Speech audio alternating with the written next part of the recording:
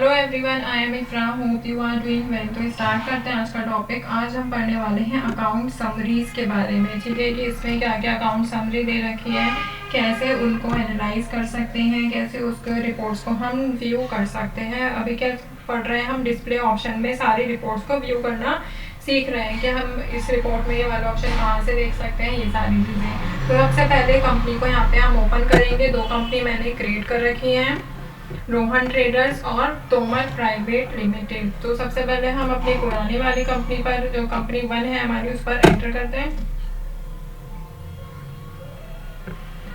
यहाँ पर क्या दिखा रहा है, एडमिनिस्ट्रेशन, मतलब कि कंपनी ओपन हो गई है जब ये वाले सारे ऑप्शन जो है एक्टिवेट हो जाते हैं।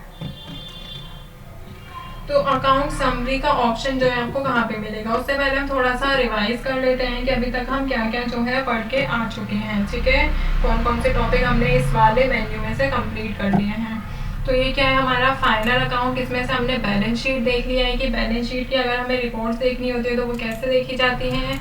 ट्रायल बैलेंस में ये सारे ऑप्शन देखे थे। डिटेल में कि ट्रायल बैलेंस में अल्फाबेटिकल, हायरार्किकल, डिटेल जो है कैसे व्यू कर सकते हैं रिपोर्ट को।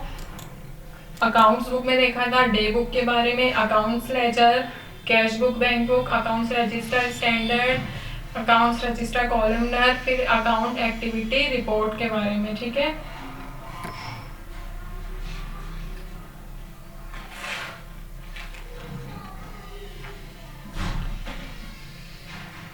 तो अब क्या पढ़ने वाले हैं हम, यहाँ पे अकाउंट समरी ऑप्शन जो है उसको देखेंगे।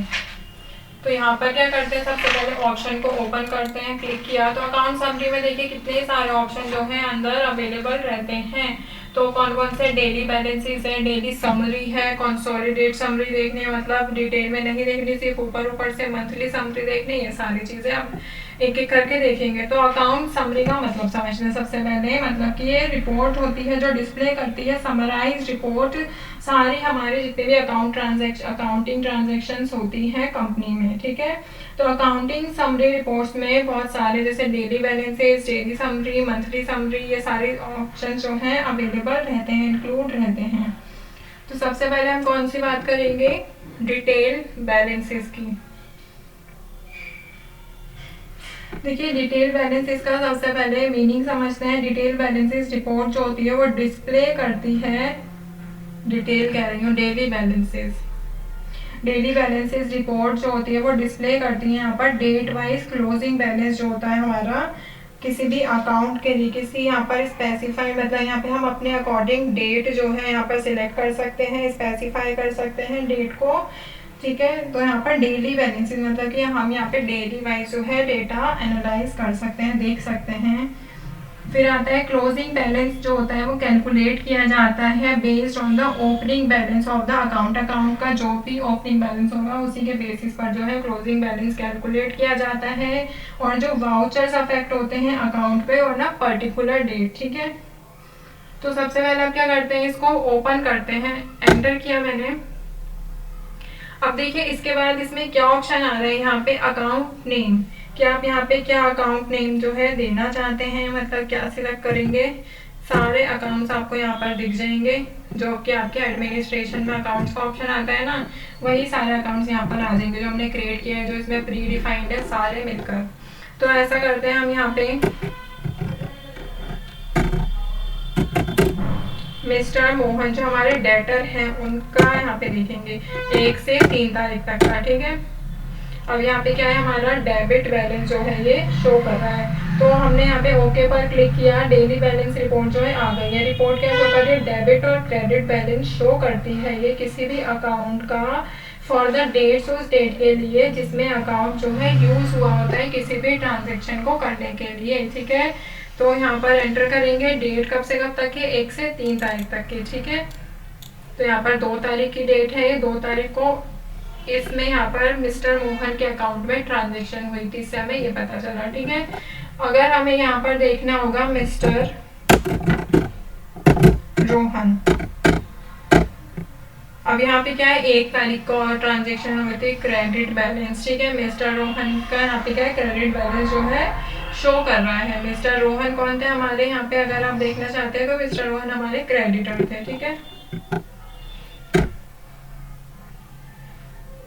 फिर यहाँ पे ऐसे ही क्या था हमारा, एक सेकेंड, मशीनरी फिक्स्ड एसेट था, मतलब हमने मशीनरी यहाँ पे परचेज किया था बिजनेस में यूज करने के लिए। तो उसकी डिटेल्स देख लेते हैं। यहाँ पर ये कब की एंट्री है, 3 तारीख की। हमारे ये भी क्या है, डेबिट बैलेंस। डेबिट बैलेंस का मतलब क्या होता है कि हमारे बिजनेस से पैसा गया है। क्रेडिट बैलेंस का मतलब क्या होता है, हमारे बिजनेस में पैसा आया है।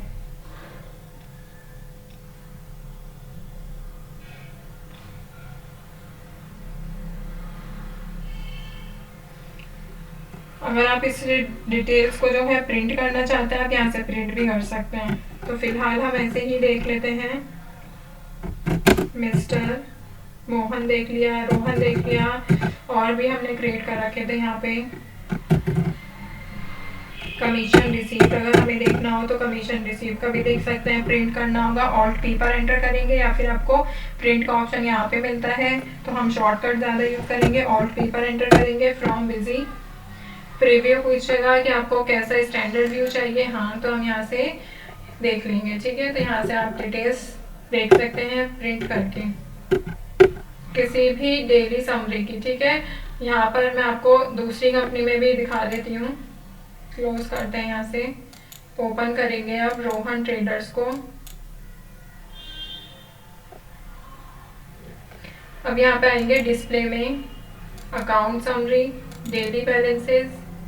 यहाँ पर हमने देखे कौन कौन से जो है क्रिएट कर रखे, एक्सिस बैंक, ठीक है। तो एक्सिस बैंक कब से, 1 तारीख से 5 तारीख तक की हमने एक्सिस बैंक में जो है एंट्री कर रखी है। तो हम यहाँ पे सारी ट्रांजेक्शन देखेंगे, इसकी एंटर करेंगे। तो यहाँ पर इसकी क्या कर रहे हैं, 2 ट्रांजेक्शन आ रही है कि एक एंट्री हुई थी इसमें 5 तारीख को, और एक एंट्री हुई है इसमें 1 तारीख को। तो दो डेट्स में इसमें एंट्री कर रखी है। पहले हमारा 1 तारीख को बैलेंस कितना था इसमें, 2,00,200, और 5 को कितना बचा है यहाँ पर, 1,99,000 जो है इसमें बैलेंस यहाँ पे शो कर रहा है। तो यहाँ से एंटर करके आप देख भी सकते हैं, जैसे मैंने एंटर किया तो यहाँ पर सारा जो डेटा है वो शो कर रहा है। 200 का यहाँ पे बैलेंस टोटल इतना हुआ, फिर मतलब इसमें 200 ऐड हो गए, मतलब पहले इसमें अमाउंट में 200 नहीं था। 200 नहीं थे, मतलब ये कितना था, 2 लाख था।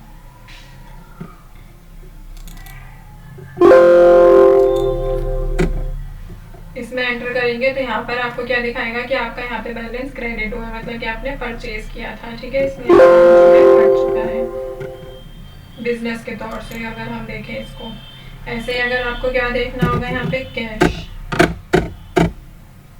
कैश का भी डेटा आ जाएगा। क्रेडिट यहाँ पे 900 और 10,900, ठीक है। यहाँ पर एंटर करेंगे इस पे, तो इसकी डिटेल्स भी आ जाएंगी यहाँ पर पूरी, कि 10,000 जो है आपने ऑफिस का रेंट जो है किया है। और यहाँ पर क्या है, ये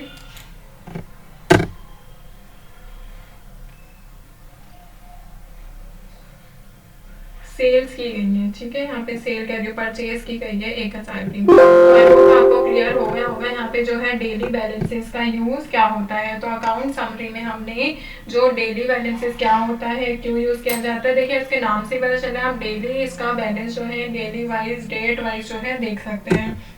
अगर आपको एक ही डेट का देखना है ना, यहाँ पे 1 तारीख का ही देखना है, तो आप ऐसे सिर्फ एक का भी देख सकते हैं। दोनों में क्या करना पड़ेगा, आपको सेम डेट एंटर करनी होती है, तो एक ही डेट कहा जाता है। जैसे यहाँ पे क्या करना है, अगर आपको सिर्फ 5 की ही एंट्री देखनी है, सिर्फ 5 की ही एंट्री आएगी, और आप इसको रिपोर्ट जो भी आपको यूज करना है, इसका किसी बॉस को दिखानी है, आगे डिस्ट्रीब्यूट करना है, तो आप इसका यूज कर सकते हैं। यहाँ पे पर्टिकुलर डेट को स्पेसिफाई कर, ठीक है। तो डेली बैलेंस कैसे रिपोर्ट दिखाती है, डेट वाइज यहाँ पे क्लोजिंग बैलेंस जो है दिखाया जाता है किसी भी अकाउंट के लिए, जो कि स्पेसिफाई करता है यहाँ पर डेट रेंज को, ठीक है। तो टॉपिक को यहाँ पे इसको तो एंड करते हैं। दोनों कंपनीज में हमने देखा है, अकाउंट समरी में भी कंप्लीट होने वाला है, बस ज़्यादा कुछ नहीं है, ऊपर ऊपर से बताऊंगी, ठीक है। फिर यहाँ पे अकाउंट्स बुक में भी हमने ये पढ़ लिया है ये सारी चीज़ें। फिर यहाँ पे ट्रायल बैलेंस भी देख लिया, फाइनल रिजल्ट में भी बैलेंस शीट तो कंप्लीट हो गया। बस प्रॉफिट एंड लॉस देखेंगे, और ये जो हमने एक्सपेंडिचर इनकम की है, पेमेंट रिसीट अकाउंट पे एंट्रीज की है, इसकी डिटेल्स भी एक बार देख लेंगे। इन दोनों को तो एक ही साथ कंप्लीट कर लेंगे, ठीक है। तो इतना कुछ बचा नहीं है, बस रिपोर्ट्स ही देखते हैं। टॉपिक को एंड करते हैं। Stay tuned and thank you.